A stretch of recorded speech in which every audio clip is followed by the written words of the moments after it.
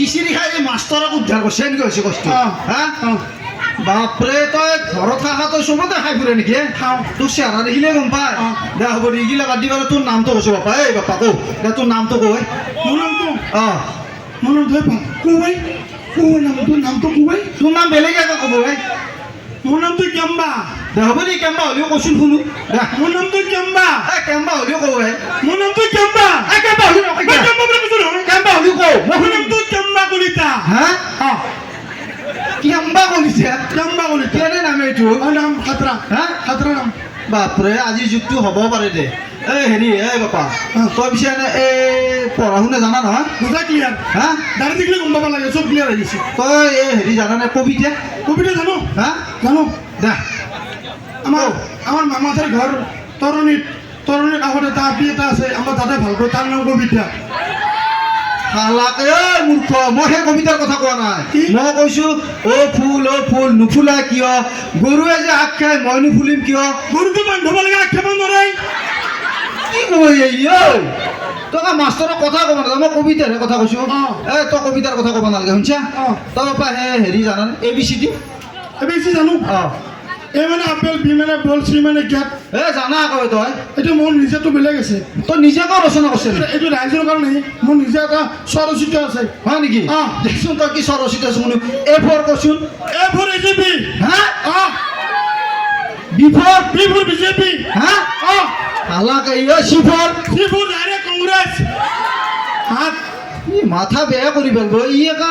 লাভপাত কৈছো পাতা ইয়াৰ মুখ মই আগৰ সৰুৰ পাই জন্মৰ পাই হা তই একা মোক ক'ৰবাত মাৰ খুৱাবি এইগিলা শিকা বুলি ক'লে তাৰ কাৰণে যাব লাগে তাৰ বাপৰে ই মাথা বেয়া কৰি পেলাই তই হেৰি জানানে তই ABCD ক'ব নালাগে তই জোক লগে মাৰিবি তই ৰচনা জানানে ৰচনা জানো হা জানো দে তই গৰুৰ বিষয়ে ৰচনাখন কৈছো ওপৰতে আছে হা গৰু মতা গৰু নে মাইকী গৰু দে চব গৰুৰে কথা কওঁ গৰুৰ বিষয়ে ৰচনা কৈ বাপা আৰে দেশী গৰু নে জাৰ্চি গৰু যিকোনো এক প্ৰকাৰৰ কৰিলেই হ'ব দে গৰু গৰু গৰু গৰু আহি গৈছে গৰু গৰু এবিধ ৰচীয়া জন্তু গৰু চাৰিখন ঠেং থাকে মতা গৰু আৰু মাইকী গৰু থাকে মাইকী গৰু গাখীৰ দিয়ে মতা গৰু হাল বায় যেতিয়া ট্ৰেক্টৰ যেতিয়া নাছিল ৰাতিপুৱা মতা গৰুবিলাকে মাৰণ মাৰিছিল আৰু গৰুটোৰ এডাল দীঘল লেজ থাকে সেই লেজত 3 মান ধৰে চুলি থাকে বহুত লম্বা দুখন কাণ থাকে দুটা শিং থাকে এটা নাক থাকে এই বা বহুত জানছে এটা হ'ব দে তই গৰুৰ বিষয়ে ক'ব নালাগে তই আমাৰ মহাপুৰুষ শংকৰদেৱৰ বিষয়ে কৈছো অলপ তই জীৱনী কো মই পাৰবেন নহয় পাৰবি দে বহুত আগতে জন্ম পাইছিল একো নহয় দে তই যি টেলেণ্টেড তই যি কথাবিলাক কৈছে এতিয়া আমাৰ ৰাইজে গম পাইছে তই পাৰবি দে কো শংকৰদেৱ অন্তৰো মন্তৰো শংকৰদেৱ ৰচনা তাৰে মনত পৰন্তৰো আছে দে কো শংকৰদেৱ এজন ধৰ্মপ্ৰচাৰক আছিল শংকৰদেৱৰ মুখমণ্ডল চাফা আছিল শংকৰদেৱৰ চুলিবিলাক লম্বা আছিল 3 মান ধৰে শংকৰদেৱৰ ৰাগিয়াল বস্তু খোৱা নাছিল শংকৰদেৱে বুঢ়ীমাক শেষেৰ উঠিয়ে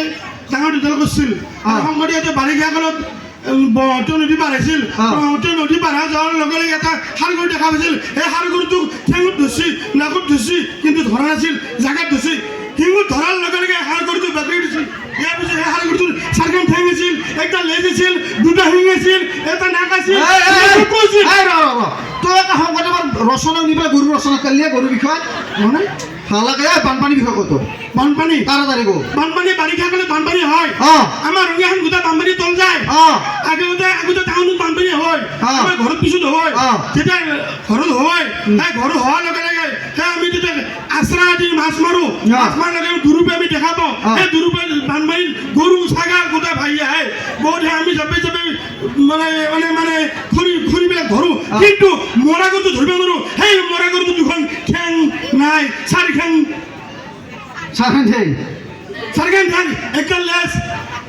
2টা চকু এখন 2টা শিং আকৌ নি পেলাই দেখোন বানপানী কত গৰুত পেলিয়ে ৰিলেশ্যন আছে ৰিলেশ্যন তই এৰোপ্লেনৰ বিষয়ে কওঁ দে এৰোপ্লেন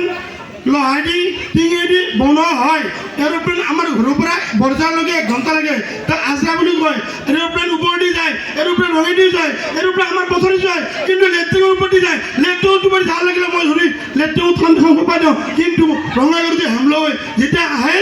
এৰোপ্লেনখন ৰঙাগড়তে হামলা হয় সেই ৰঙাগড়টো ৰঙাগড়িটো এৰোপ্লেন চাওঁৱে চাৱাৰ লগে লগে এৰোপ্লেনত যিবিলাক মানুহ বহি আছিল সিহঁতে ৰঙাগড়িটো ফটো মাৰে ফটো মাৰাৰ লগে লগে কাণ দুখন ঠেকাই দিয়ে চাৰিখন ঠেং আছিল একটা লেজ আছিল দুটা কাণ আছিল দুটা শিং আছিল সেইটো গৰু হালাক ই সব বস্তু তো গরুতে পেলা নেকি হ্যাঁ মনে নেকি এই তোক মই আজি ছুটি দিওঁ তই আৰু ক'ব নালাগে শুনছা এইফালে দেৰি হৈছে আৰু বেলেগ গায়ক আছে গতিকে তই অলপ ৰাইজক নমস্কাৰ দি যাওঁ কি কথা কি বাত্ৰা কি ঢেকি কি গেত্ৰা কোনে কৈছে না পাত্তা মই আছোঁ বেলেগ মাথা মাৰি জিত ভদ্ৰতাই আছে বেলেগ চিন্তা কৰি যদি আমি থাকোঁ বেলেগ বেলেগ কৰি কি হ'ব আমাৰ শিৱ মন্দিৰ বিহুৰ ফাংচনৰ উন্নতি যদি তামচা ভৰ্তি কৰি নাচি বেগি তামচা ভৰ্তি কৰি মতে এই মই নহয় এই কৰোণা পাই মানে বস্তুবিলাক বেয়া বস্তু হৈ গৈছে হা এই কৰোণা পাই গণ্ডগোল লাগিছে অঁ কি কথা কি পাতে তাড়াতাড়ি নাচি বেগি নহয় নাচি বেগি থাকোঁ তে আহিব আমাৰ ৰাইজৰ উন্নতি ৰঙীয়া ৰাইজৰ উন্নতিৰ লগতে শিৱ মন্দিৰৰ মোৰ পেটটো যেনেকৈ ডাঙৰ হৈ যাই আছে এই পঞ্চমখনে যাতে ডাঙৰ হৈ যায় থাকক ধন্যবাদ ধন্যবাদ ধন্যবাদ আৰু ইমানতে আমাৰ ছাত্ৰী গৌৰৱ গোষ্ঠীৰ অনুষ্ঠান সমাপ্ত কৰিছোঁ আপোনালোকে যে গান উপভোগ কৰক আমাৰ ভুল ত্ৰুটি ৰৈ যাব পাৰে তাৰ বাবে আমি ক্ষমা প্ৰাৰ্থনা বিচাৰিছোঁ